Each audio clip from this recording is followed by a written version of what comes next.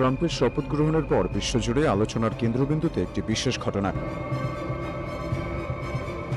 তিনি মসনদে বসে এমন এক কূটনৈতিক পদক্ষেপ নিয়েছেন যা বাংলাদেশের সঙ্গে যুক্তরাষ্ট্রের সম্পর্ককে নতুন এক উচ্চতায় নিয়ে যেতে পারে।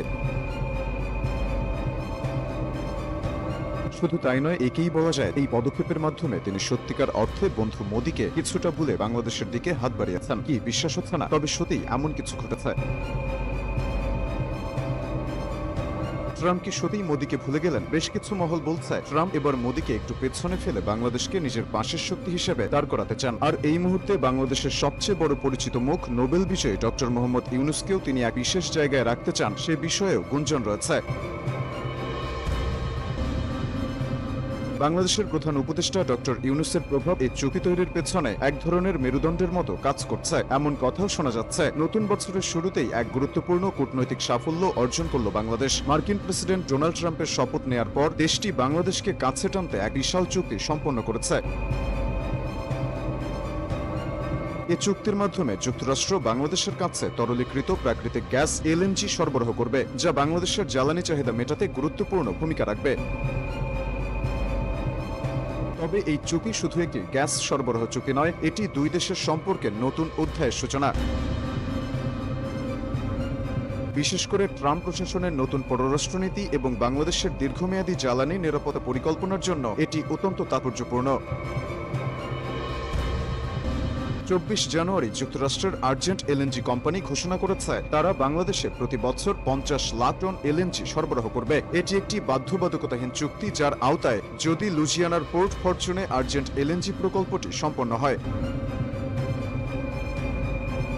বাংলাদেশের জন্য এটি একটি গুরুত্বপূর্ণ পদক্ষেপ। দেশের জ্বালানি চাহিদা দ্রুত বৃদ্ধি পাচ্ছে, আর এই চুক্তি সেই চাহিদা মেটাতে বড় ভূমিকা রাখতে পারে। তরলীকৃত গ্যাসের দিকে বাংলাদেশ সরকারের ঝোঁক বাড়ছে। এলএনজি এখন বাংলাদেশের জন্য একটি নতুন আশার আলো।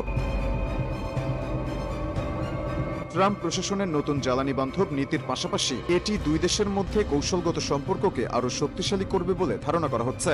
বিশেষজ্ঞরা মনে করছেন এই এলএনজি সরবরাহ শুরু হলে তা বাংলাদেশের জ্বালানি নিরাপত্তাকে মজবুত করবে। শুধু তাই নয়, দীর্ঘমেয়াদে এটি দেশের শিল্প খাতের জন্য এক বড় সাশ্রয়ী শক্তির উৎস হতে পারে।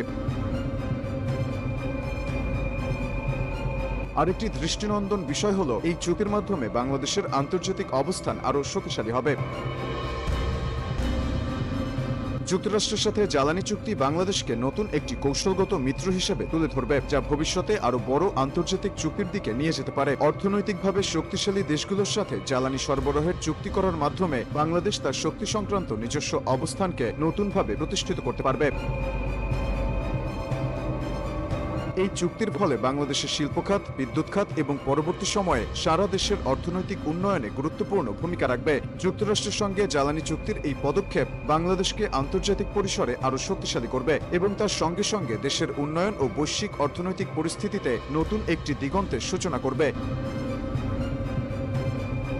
এটি নিশ্চিতভাবেই বাংলাদেশের জন্য এক নতুন দিগন্তের সূচনা, যেখানে দেশের শিল্পের চাহিদা মেটানোর পাশাপাশি আন্তর্জাতিক সম্পর্কেও একটি গুরুত্বপূর্ণ সেতুবন্ধন স্থাপন হচ্ছে।